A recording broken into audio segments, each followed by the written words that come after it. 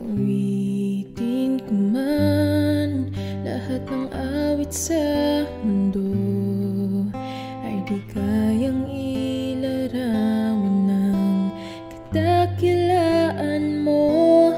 Kulang ang lahat ng tula, kulang maging mga salita upang ihayag ang kabutihan mo. Katulad, wala nang higit sa'yo. Wala kang katulad, wala nang papantay sa'yo.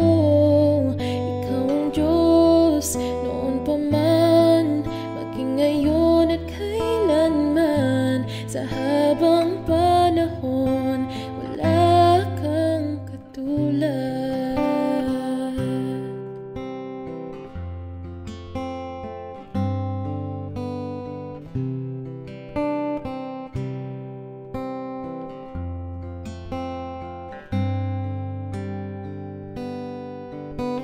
Awitin ko man lahat ng awit sa mundo, ay di kayang ilarawan ng kadakilaan mo.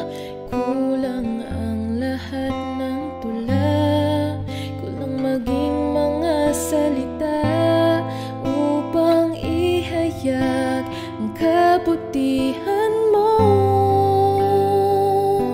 Wala kang katulad, wala nang higit sa'yo.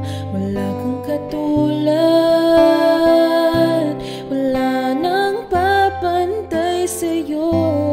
Ikaw ang Diyos, noon pa man, maging ngayon at kailanman. Sa habang panahon, wala kang katulad. Wala kang katulad, wala nang higit sa'yo. Wala kang katulad, wala nang papantay sa'yo.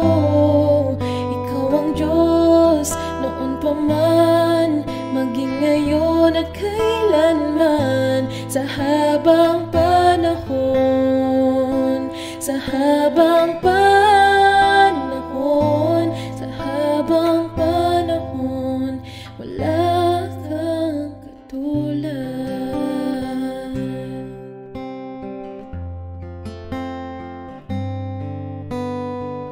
Magandang umaga po, minamahal na mga kakapatid. Sa umagang ito ay pag-uusapan natin ang isang mahalaga at masayang okasyon na nagaganap sa bawat araw. Ang birthday o kaarawan ng bawat isa sa atin. Gagamitin po nating teksto ang Aklat ng Awit, Kabanata 10, talata 12 at ang sabi ay, "Kaya ituro mo sa amin ang pagbilang ng aming kaarawan upang kami ay magtamo ng pusong may karunungan." Tayo po'y manalangin. Purihin ka aming Diyos sa iyong kadakilaan at mayamang pag-ibig sa amin. Maraming salamat po sa isa na namang magandang araw na ipinagkaloob mo sa amin. Ingatan mo po kami sa aming paglabas ng bahay. Tulungan kami sa maghapong paggawa at muling ibalik ng ligtas at payapa sa aming mga tahanan. Samahan mo po kami sa tipanang ito. Magsalita ka po at kami makikinig. Ito po ang aming dalangin sa matamis mong pangalan, aming Jesus. Amen. Isa sa pinakamasayang sandali sa ating buhay ay ang i-celebrate natin ang ating birthday. Nakatataba ng puso. Yung babatiin ka ng happy birthday. Taon-taon ay nararanasan natin ang sandaling ito. May handa man o wala, tiyak Darating at darating ang pinagpalang araw na yan. Pinaka-importante, pasalamatan ng Diyos sa araw na yan at hingin ang kanyang gabay na tayo'y samahan sa lakarin ng buhay sa darating na mga araw.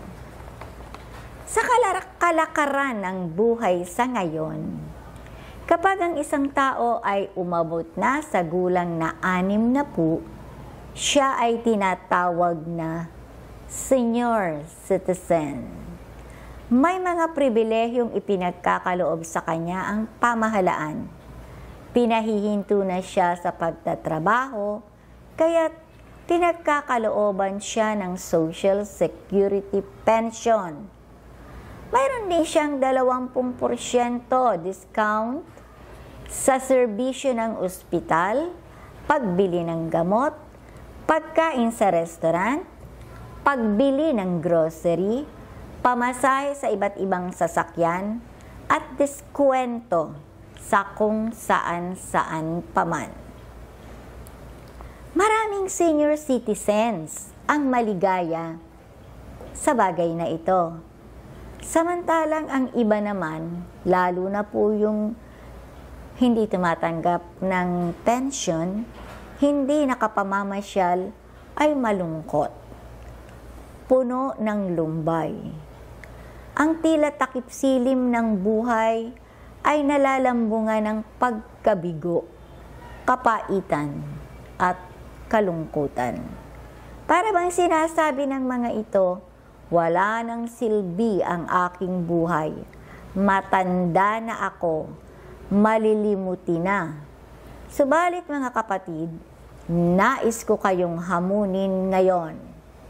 Naririto ang ilang mga tao na sa kabila ng kanilang edad ay napatunayan ang kanilang kagalingan at kahusayan sa kanilang mga nagawa nung kapanahunan nila. Si Socrates, sa edad na 70, ibinigay ang kanyang pinakamatalinong filosofya. At nang tumanda na siya, saka pa lamang siya nagsimulang mag-aral ng isang instrumento ng musika.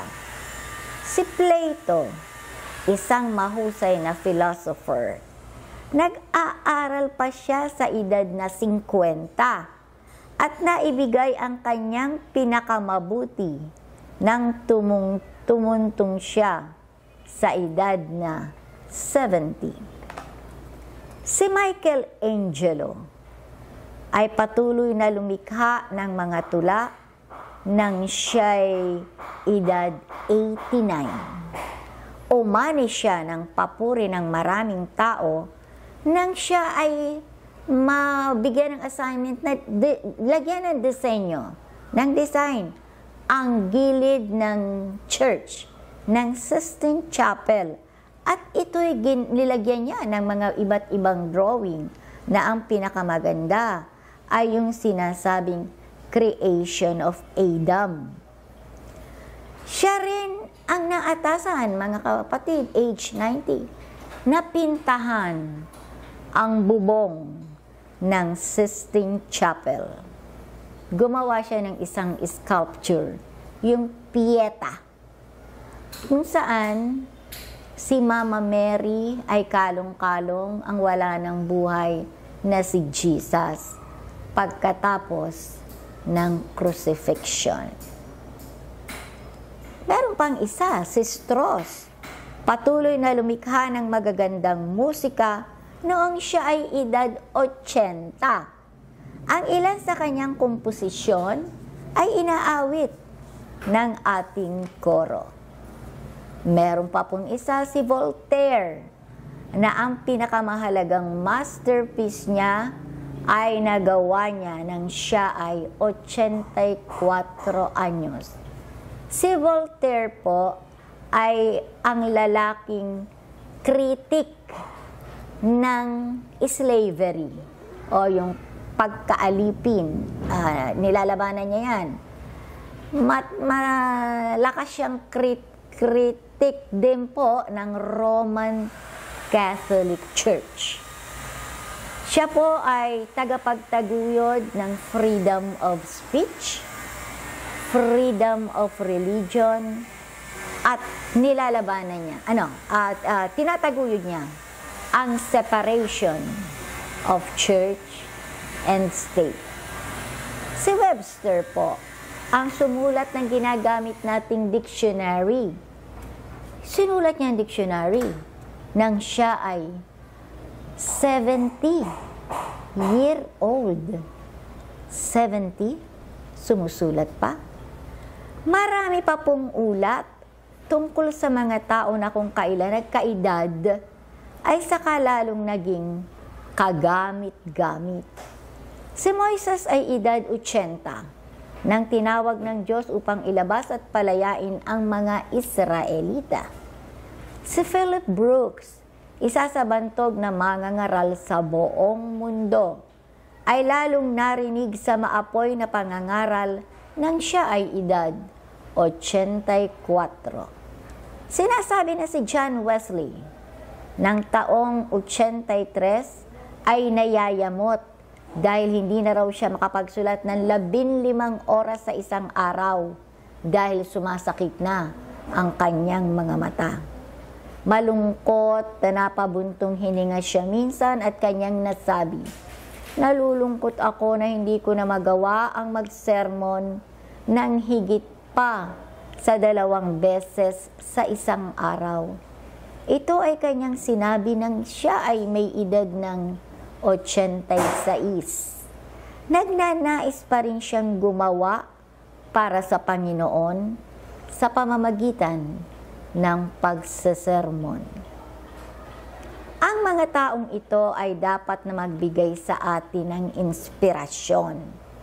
At sa ibinibigay pa ng Diyos na buhay sa atin, maniwala tayo na mayroon pang nais ang Diyos na ipagawa sa atin. Kaya nga ito ang dapat nating maging panalangin. Panginoon, ituro mo pong bilangin ko ang aking mga kaarawan, na habang binibigyan mo pa ako ng lakas at buhay, ay magamit ko ito para sa iyong kalwalhatian. Hindi ang haba o ang itatagal ko, kundi ang maging kapaki-pakinabang para sa iyong kalwalhatian at kapakinabangan rin ng aking kapwa. Mga kapatid, magtulungan po tayo sa pamamagitan ng pananalangin na magamit ang kabuuan ng ating buhay para sa ikalalapit ng mga tao sa Panginoon. Gayon din, magdalanginan tayo para sa kapurihan ng Diyos. To God be all praises and glory. Tayo po'y manalangin. Amang Diyos na walang hanggan, Ikaw nga po ay hindi nagbabago noon, ngayon at magpakailanman. Salamat po sa aming mga kaarawan, sa mga mayayaman naming mga karanasan, sa iyong kaawaan at biyaya. Salamat po sa patuloy na pagpapahintulot mo sa amin na umasa sa iyo. Opo, Panginoon, turuan mo kami upang magtamo ng pusong may karunungan, alang-alang kay Jesus. Amen.